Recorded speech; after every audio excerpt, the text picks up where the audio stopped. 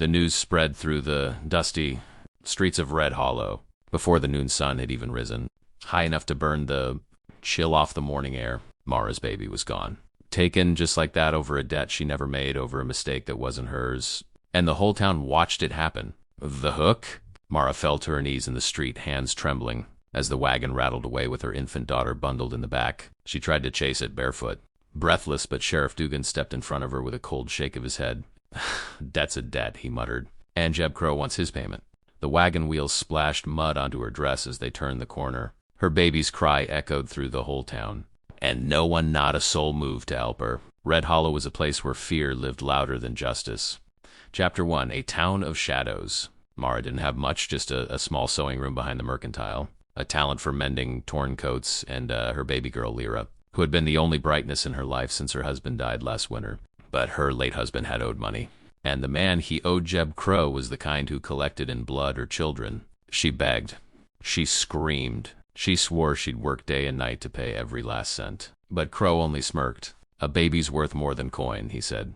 And that was the end of it. The town carried on, heads down, terrified of crossing the man who controlled every debt, every weapon, every shadow. Mara returned to her sewing room that night and cried until she couldn't breathe. Every stitch she made the next morning was wet with tears. Chapter 2, A Stranger at the Horizon. By the second day, rumors stirred like wind before a storm. A rider was coming down the mountain trail. A big rider, broad as a barn door, tall as a pine, with a beard thick enough to hide secrets and eyes that could freeze a rattlesnake. He was known only as Calder Ridge. A man who lived alone in the high mountains. A man who didn't care for company. A man people whispered about the way they whispered about avalanches. And at noon he rode straight into Red Hollow. The horses in the stable panicked. Shop doors slammed shut. Even the sheriff shifted back into the shadows. Calder dismounted slowly, boots thudding on the ground like hammers striking stone. "Where's Mara Hale?" he asked. His voice wasn't loud. It didn't have to be. Within minutes he stood in front of her sewing room doorway. Chapter 3, Why He Came. Mara wiped her face hurriedly, trying to hide her grief. She had never seen Calder before. She didn't know his name, his story, or why a mountain man would seek her. But he looked at her like he already knew the answer to every question. She hadn't asked. "I heard what happened," he said simply. Mara swallowed. "And what will you do with that information?" Calder knelt, meeting her shaking eyes. "I'm here," he said, "to bring your child back." She stared, hardly believing him.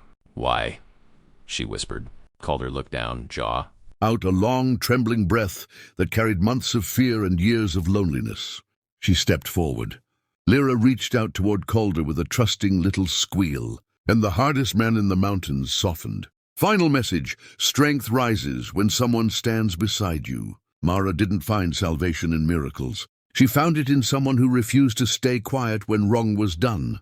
Someone who remembered what loss felt like and chose to fight so another person wouldn't endure it. Calder didn't just return her child. He restored her hope, her courage, her future. Together they went up the mountain not as strangers, but as a new kind of family, one built not from blood, but from bravery, compassion, and the grit to rise again.